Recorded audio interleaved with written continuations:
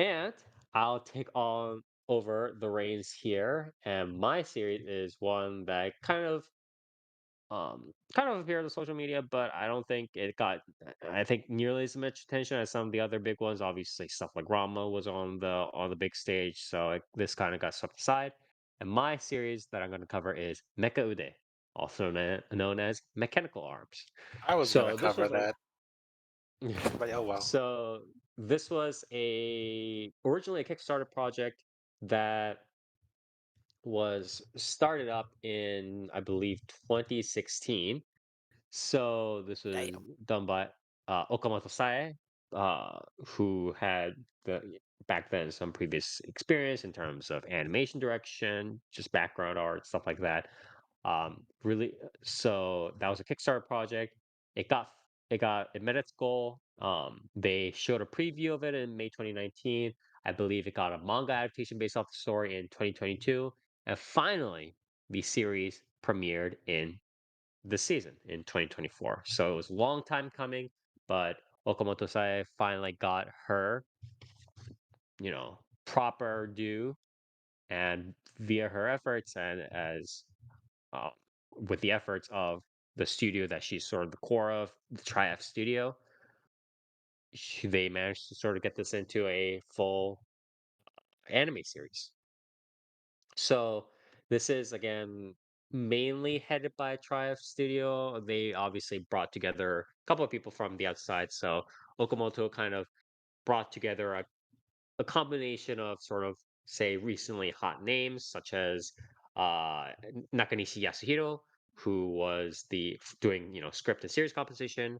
He was also the series script composition person behind Kakko no Inazuke, Kaguya-sama, Matosehei no Slave, also known as Chain Soldier, Shy, stuff like that. So pretty hot stocks here, as well as veterans such as what is it, Nishi Terumi. She did I believe, character design and animation stuff related to JoJo Season 3, Diamond is Unbreakable.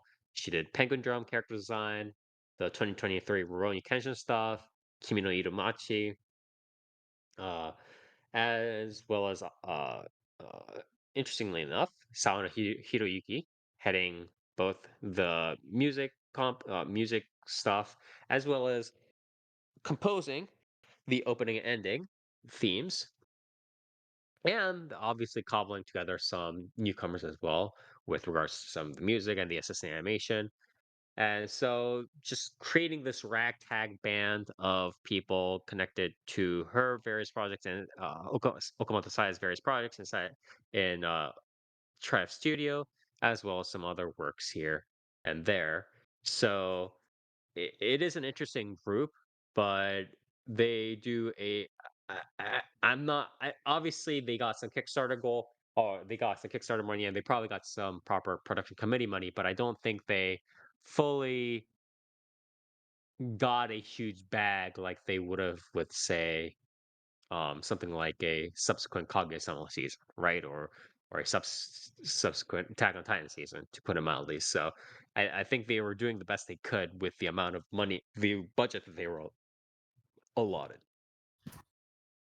They did pour in a lot of money, strangely enough, into the voice acting cast, or at least a decent amount of money. I think from looking from the list, although some of these veterans had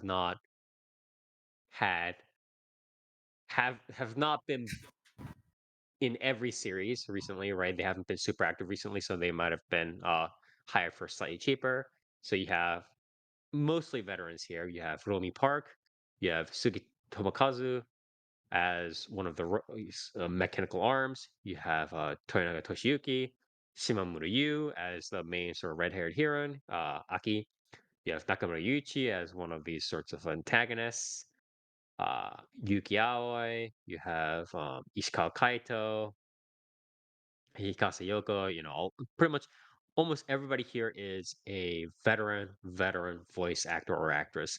The interesting thing is there are two, I guess, more supporting-ish characters that are being voiced by Amatsuki and Eve. And the Amatsuki and Eve are both sort of famous, relatively popular singers that I think got started on YouTube. I forget. They might have been. I don't think they were Utaite, but I think they really kind of started spreading via SNS on YouTube and stuff like that. And they are also internet personalities, I believe. So they did end up getting voice acting roles here, which might have been more of Okamoto Saya's pull than anything else. And obviously, maybe her not having enough running out of budget a little bit on the voice acting cast and hiring them for cheaper because they're probably out to get some voice acting experience because I think doing this is a little bit more rare.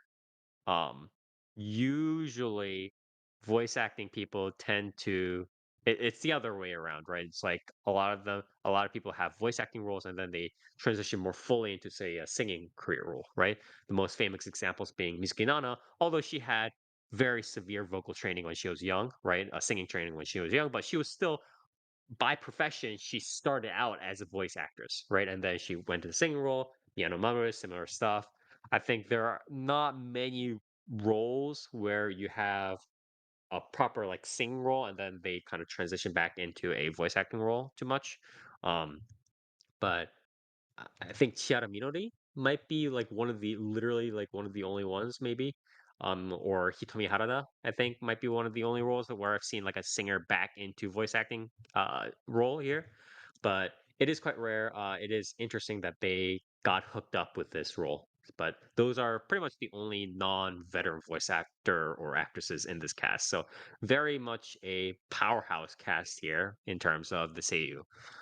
If not, they're not the current A-list. They're not the current shining stars, female casts of all time right now that are all the hot stuff like Ueda Reina or Uesaka Sumire, but they are very, very, very much powerhouse veterans. Going over to OPED, both again the opening and the ending have been composed by Saona Hiroyuki. If you don't know who Saona Hiroyuki is, read a book. It's on Wiki. He's done a lot of very good stuff, and some not as not as good stuff in more recent years. I want to say, right?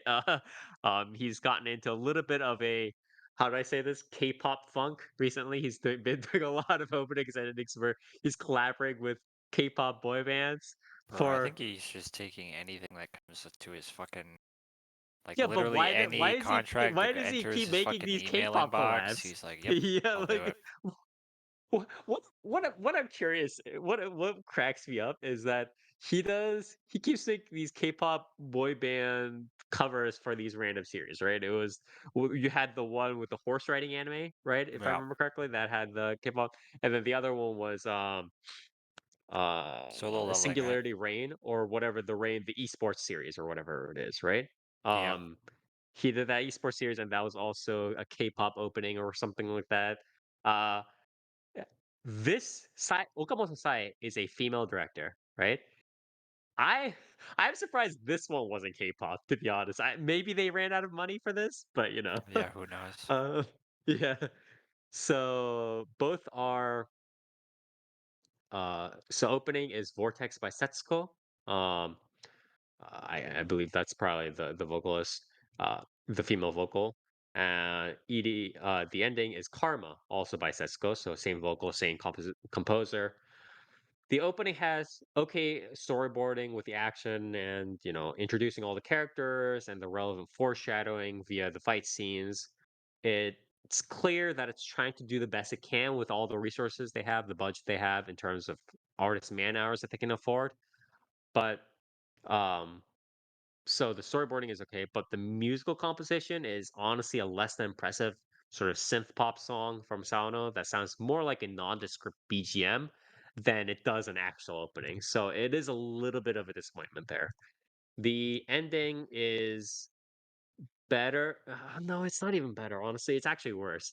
So it is like innocuous. So the storyboarding is very innocuous and vague, which is very standard with these sorts of um, action drama series, right?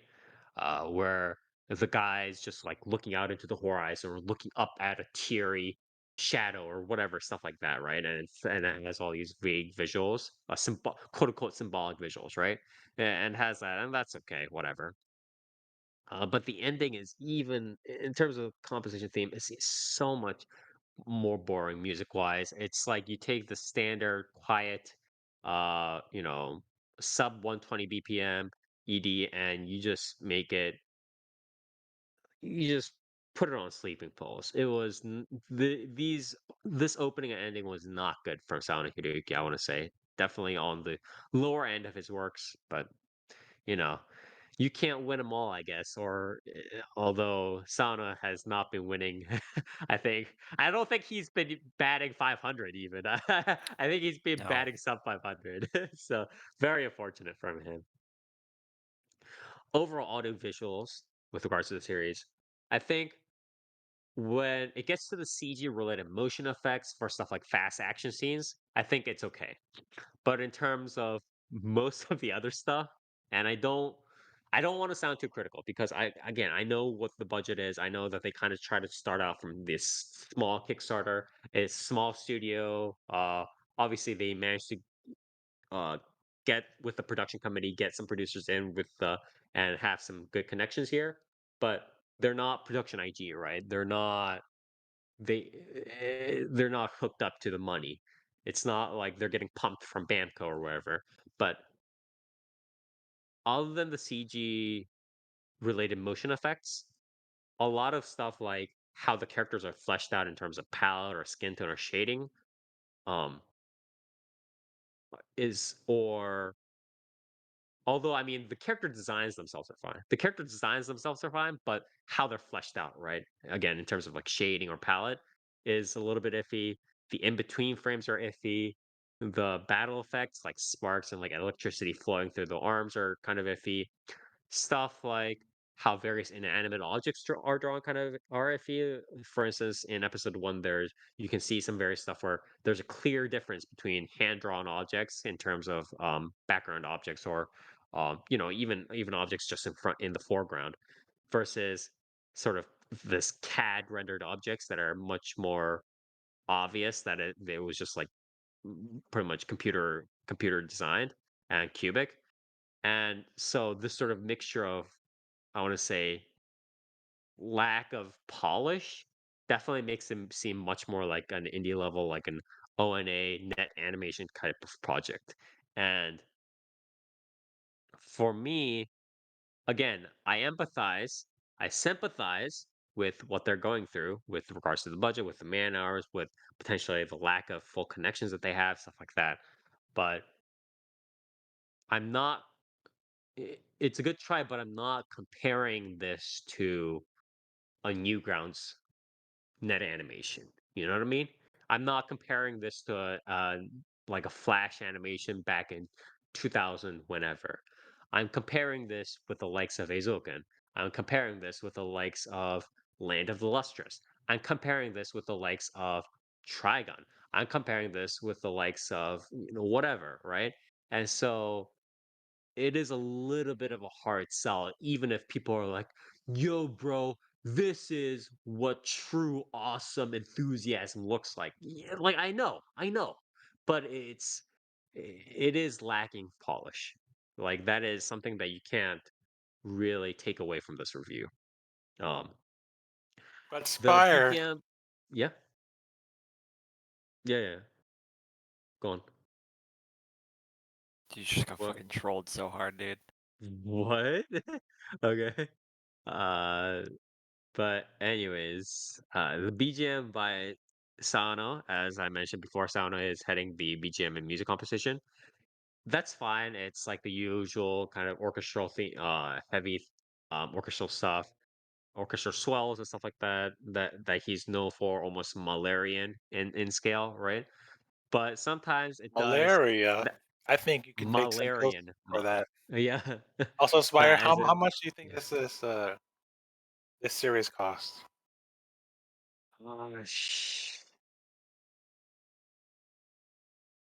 How much of that it Kickstarter probably money was put to good use?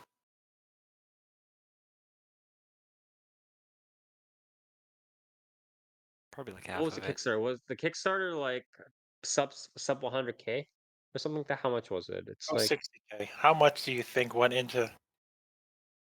How much do you think went into this series? you know, I mean, eh, because it's like the Kickstarter can also be used as like a proof of concept for the Oh, production committee and stuff like that. you Yeah, mean like Mega usually Man Legends 3? Kickstarters. Yeah, usually Kickstarters are like, sort of like Like, hey, look, we they brought show in it. this many Yeah, they eyeballs. show it to Yeah, like yeah, studios and investors to be like, hey, look at how much money we raised just from crowdfunding. You want to invest yeah, in yeah, our yeah, project? It's usually how it yeah. happens. I mean, I think they would invest most of it, but I wouldn't be surprised if a lot of it also went to just like general marketing costs as well. But um, I would say it's I would say maybe this. I think the cap for this series is probably 1 million USD, and it's I will probably guess if it had this many kind of interruptions and stops, and they had kind of had to scrape together stuff, it's probably sub 500K USD, but I don't know. I'm pretty bad at ROM estimates, so but yeah, so the going back to the BGM stuff, audio visuals, the BGM by Saona Hiruki has the usual like Mahlerian, like Gustav Mahler kind of like epic scale New stuff. orchestra kind Oh. of evocation. Yeah, yeah, Gustav Mahler. Um, these sorts of like So evocations. Yeah, I continue. but the issue is the BGM by virtue of it being these sorts of like large, thick orchestral compositions, it cuts a contrast because when that sort of orchestral music swells and you just have like just Sauna Hiroyuki just banging it out, it's a contrast between that and the more sort of ghetto visuals, and that's very unfortunate because you have something that again looks like a much more indie level O&A coming in, and just in the back it's just like Phase Zero BGM and stuff like that, or like Gundam VGM, and you're like, what is okay? Like, Speaking of that, how does it compare to those two that you just mentioned, in terms of just BGM. or an overall Um, music feel? How good is the OST compared to oh, what you just said? oh, it's not. It's definitely not comparable. It evokes similar, obviously, because Sano uses similar instrumentation, right? He likes using that like full orchestral Yeah. suite. It has a similar feel, but definitely does not compare to something like a Gundam Unicorn, like a Phaser. That's like it's again, those are So you're saying, very Gundam yeah. Unicorn still at the top? Yeah, yeah, yeah. It's very hard to compare because it's like those are sort of like the original crown jewels of Saono's Oh, discography, yeah, Spire. right? But who would win in a fight, Hiroyuki Sawano or Kenji Kawai? Fuck. Dear, you want to answer this one? Don't let him. Do not answer this, Near. It's on him. I mean, I think Kenji at Kawai, this point, right? it's Kenji just a question Kawai. of consistency, right? Like Kenji Kawhi is Yeah, just yeah, yeah. like killed it. Kenji Kawai has So also had, I think, more tries and different stuff and has still had success, right? Like Ip Man Oh and yeah, stuff like that, right? So name I would say. one good Kenji Kawai OST. I Ghost in literally the said Shell. Ip Man. Yeah. No, that's not correct answer. Try again. Okay, But yeah. objectively wrong. Oh yeah. but but yeah, the so that's sort of all I really had about the audio visuals. One last thing. This is more on the voice acting front. Sugita Tomokazu does an excellent job as the sidekick Mecha-Ude or the sidekick mechanical arm. He mixes in sort of both more serious. He's able to do his like kind of deeper ikemen, serious, handsome, like serious tone, but he can also kind of put in the comedic tone, which is also necessary. So this is like similar capabilities to say something like a Shimono Hero, who has both the serious shtick and the comedic shtick. But Sugita is also very like much better at just doing that serious voice, right? Like the Ragnar the Did Blood Edge kind of like you voice. So talk about like the names, the puns yet? Were there any pun names in their things? um Is one of them there's like named an like Arma. There's like an arm. I mean, the main one is named the main mecha arm, right? That's the sidekick of the main character is named Arma. So that's lame. yeah, I mean it is, but you know, it But is if what it's it called is. Mecha-Ude, there's no one named like left or right, like Migi or Hidari Like a foot one named Ashi? Nothing like that? There's like one arm that's named like Dex, but I don't That's think the lame. yeah, It's super yeah, lame. it's not great. I You agree, you it's not have you great. have to have the name puns. It just makes it stick out more. Like Yeah, it's also now good that you mention, I Mecha-Ude, kind of dude. wish that they went with that too, but unfortunate. It is Or very like yeah, unfortunate. I'd agree. Yeah. like if there's an Ude that's a leg, Ashi, Yeah, dude. yeah, yeah. Come on, That'd be man. pretty Come funny. on. Yeah. That'd be pretty great. I agree for that. But yeah, it didn't happen. Very unfortunate. But yeah, I'll so dock going you into 2 this points for that. yeah. So going into the story real quick, it's just so these arms are not just they're not human technology that were invented, they're just alien life forms that came down. It's like Venom, right? Where they have like the symbiotes or whatever. Don't you mean Parasite Spire? There's a Miggy right there. Come on, Yeah, man. yeah, yeah, yeah, yeah. It's like Parasite as well, just like the anime, but they are similar to mechanized limbs on Earth. So they take on those forms. I guess it's Hold on, like hold on. Transformers. It's like Transformers, right? Hmm? Is there I mentioned leg. Is there a leg one? No, unfortunately No, not. no leg one. There's No, like general like suits and appendage. It's like a general appendage kind of thing, but there's no like no, leg like one. no mechanical wheelchair with legs yet. Come Like on. they And help people. Like the robots can act as like boosters and stuff like that, and just like help. It's kind of like a Doc Ock kind of situation sometimes, but there's no full. Oh, this is just like a robot leg or like a robot wheelchair kind of situation. You know what I mean? Freaking Huey Emmerich had a robot wheelchair. Come on, man. Yeah, And he did it what yeah, 9 years ago. yeah. But yeah, so going back to the story, so people have gotten used to these like Mecha-Ude alien life forms kind of being on Earth now, and they are uh so he kind of v- the one of the main like life forms of the sort of one of the highlighted arms, right? Arm Mecha-Udes, right? Um Arma, this like golden silver arm kind of alien creature that seems mysteriously powerful and mysteriously desired, gets chased around.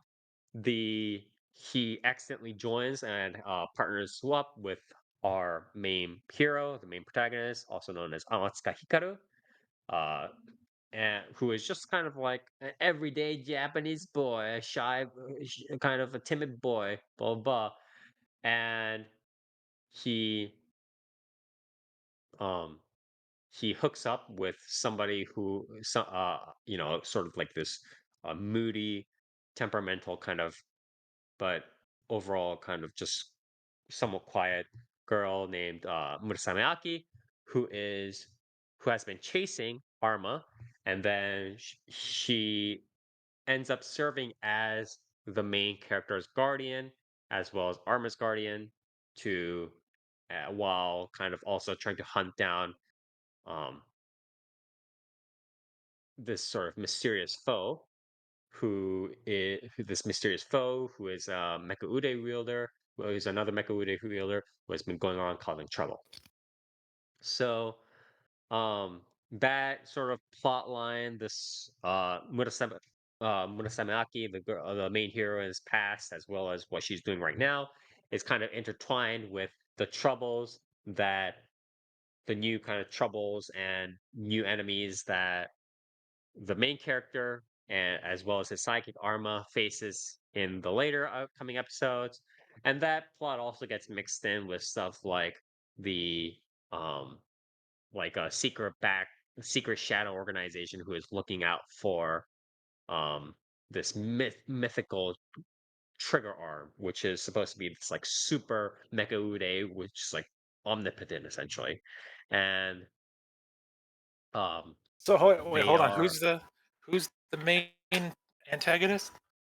It's just it's other this Mecha Udes?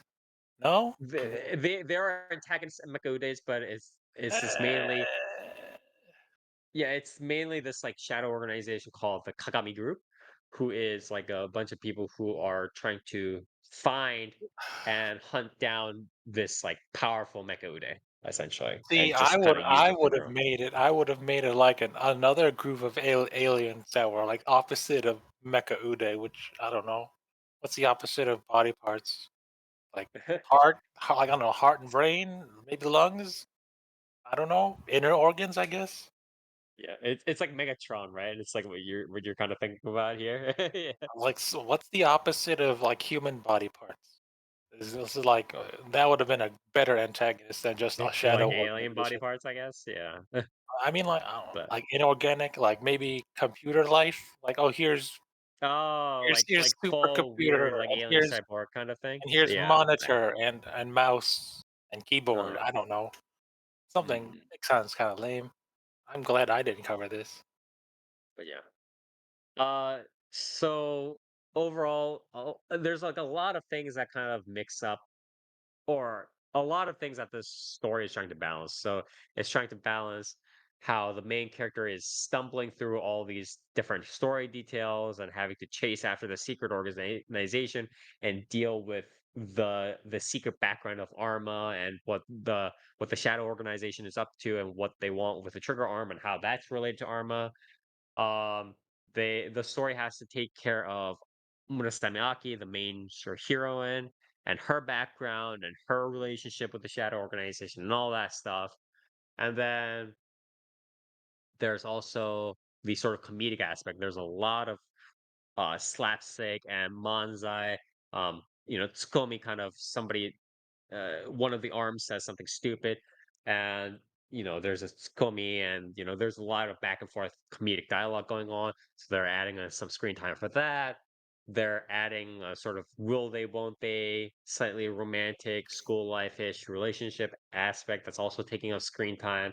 Some of the people at school, some of the classmates uh, uh, um, of Anatsuka Hikaru, right? As well as Murasame, and they're all like, "Oh, are you two a couple?" Blah blah, and there's that sort of aspect. So they're juggling a lot of stuff, and I don't think they're doing the best job of juggling it.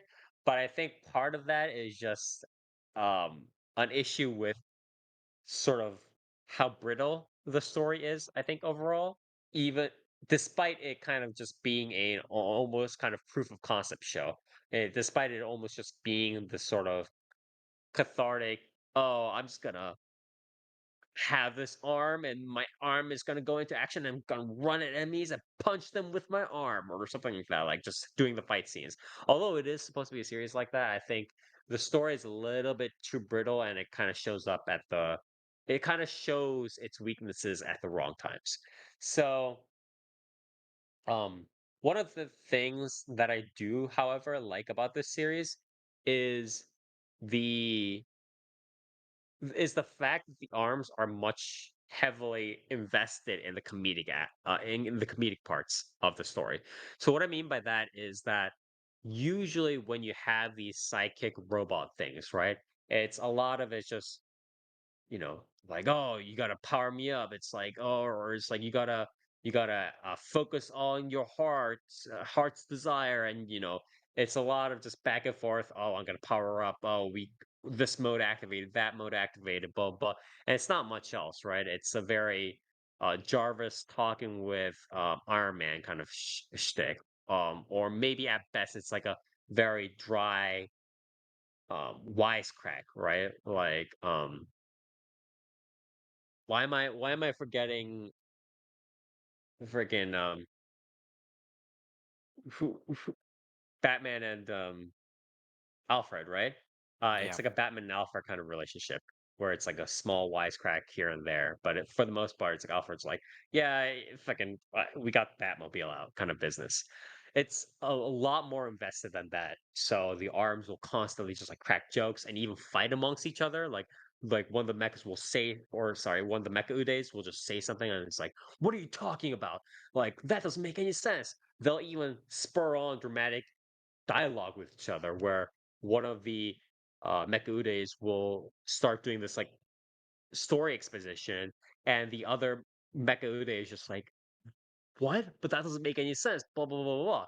And like, it's not even the human characters that are doing the exposition; it's the Mecha-Ude characters, and I really appreciate that because more, um, it gives more members of the cast like talking with each other while still having them being relevant within the story, right? Because one problem with having a larger and larger cast with everybody talking is that because they are all different human beings, they can't constantly be around each other, right? So you'll all a lot of times when you have a bigger cast in animated story situations in anime or even manga, really, it's you have this thing where you'll have a scene where 2 or 3 people will interact, and then you cut to another scene where 2 or 3 people will interact, and then back and forth.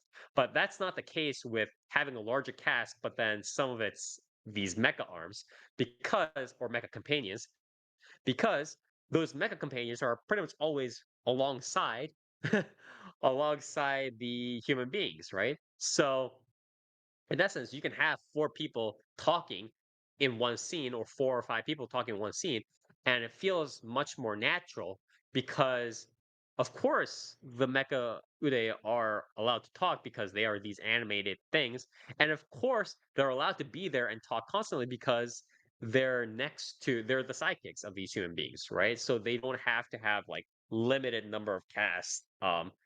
Instead, they can have a larger number of characters talking at the same time without it feeling unnatural, right? Without it feeling like they're like the story is the storyboard is about this like board meeting, right? So I think that was a really good thing to do for this story. That being said, again, I think going back, the balance of it's kind of two standard flaws where it's the balance of the series in terms of screen time, right? I think there's a little bit too much of the comedic dialogue that comes in, especially when um there's a lot of dramatic stuff that needs to be uncovered or like a little bit more serious stuff. Like obviously there's the romantic subplot, but I mean they can kind of ignore that too. But this whole thing of all right, what is Arma? What is going on? But we also have to cover Aki's background, the main hero's background, and then we have to link all that back to the Shadow Organization. We have to cover the more of the back lore of what the heck Mecha-Ude are and what this trigger arm nonsense is, and they have to cover that, but they're also trying to shoehorn in the comedy and the romantic stuff at the same time, and I think it's doing too much of the rom com. As much as I do like as much as I do like rom com in general, I think there's just too much of it in comparison to needing to resolve this whole drama and beating up the enemies and doing all this stuff, especially in a series that's supposed to be more focused about the action, right? So I think that's one flaw. The other flaw is that obviously the story. I think I apologize to the script slash series composition person, Nakanishi, but I think this story is a little bit threadbare, right? It's a little bit cheesy. There's a lot of just the protagonist just resolving it like a ghetto Toma, index Toma kind of style, where it's just, oh, fuck this, I'm just gonna run in and punch things kind of business, or like I don't know what's gonna happen, but I'm just gonna run in with my Mecha-Ude and then fight because I can't give up. And that's sort of the general resolution that it comes towards. And then the girl's background story and how her development, I don't want to spoil things, but how that sort of development happens and the drama that ensues in the later episodes. um by the way, I'm up to episode 5 as of this recording, but the drama and how that ensues is honestly something that I could have seen like 50 miles away. And it's very cheesy and very predictable at times. I won't dock too many points for it, but I think that Nakanishi and Okamoto and the others could definitely have done a little bit better with the planning, a little bit better, especially since this wasn't a 1 year, 2 year sudden project, right? This was literally an 8 year span, a project spanning 8 years until release. So they could have done a little bit better, I think. But it is a little bit. unfortunate that the story panned out to be as predictable and a little bit mediocre slash cheesy as it is. So, is Overall, this a yeah, children's show or like a normal show? If you think it's about a it, normal show. It's a normal show, I think. would have been better if it was a children's show, Maybe. like with Obviously like there are some collectible more toys. sordid Hell like yeah. details and stuff like that, but yeah, I think it would have been okay with a couple modifications. I think it would have been okay as a children's show for sure. Um, Overall, I think this is an okay base to start off. I think they had good voice acting people. I think they had good character designs. I think that with the budget that they did all they could with like the fight scenes. It's a little bit ghetto, but I think it was a good foundation for the most part. I think the story is a little bit off, and that it would have been nice if I don't know. I feel like the heroine's background is I think the script writers should just not have gone into the hero's background too much at all. Or because going into the hero's background and it being the whole like tragic backstory and then, oh, this needs to happen because blah blah and that sort of resulting drama, that sort of write up was all just too predictable. And I just honestly I just want to say if you're gonna be that predictable, just don't go into it at all. Just don't bother with it. Just be like, oh, it's just a cool heroine, she got popped out of a lab. She's clone number 644, whatever. We're just gonna go with this, uh, and then just focus on beating the shadow organization or doing beating the flavor of the month. I think that would have been a much better structure. This whole drama stuff is very just too on the nose for my liking. But yeah, uh, I would at the end of the day, it was a good try. It was a valiant try. I don't hate it. I actually like it a decent amount. Um, I would probably recommend this to people, but I can't honestly sit here and be like, wow, this is a solid, really good series that you should watch if I were to recommend it to people. I can't say because there are just too many flaws here and there to be able to fully be like, hey, this is the year 2024, this is the year 2025, this is the year 2026. You should be watching this series. Uh, it, in comparison to some of the other stuff that we've seen in the recent years, it's just too much to ask for. So I think my mal rating for this series will be a 6.5 out of 10. It is a series that I'd be to a friend, I'd be like, "Hey, this is cute. You might want to check it out if you want to just watch kind of just some wacky kind of like action scenes here and there, some cute action scenes here and there." But would I fully be able to recommend it to a person who wants an anime again on the likes of an Eizouken, on the likes of place further than the universe, on the likes of something like Oshinoko, on the likes of something like Land of the Lustrous or Beastars? Would I be able to recommend it to somebody who has experienced those series? Not fully.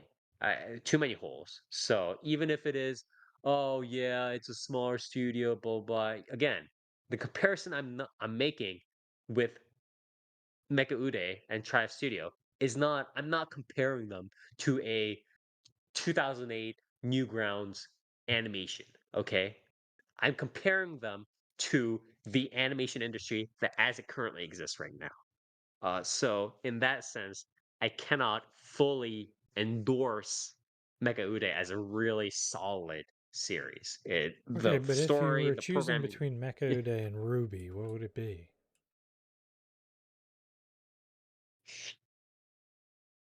Um, I personally, from what I think Ruby's story is better, but I like Mecha Ude's You know animation not what style you just a say. little bit. Yeah. There's no, I don't believe that for a second. I don't know if Yeah. that's accurate. But I like Mecha-Ude's animation style slightly more, but it's like at this point we're just kind of not it's kind of here and there. It's kind of all there.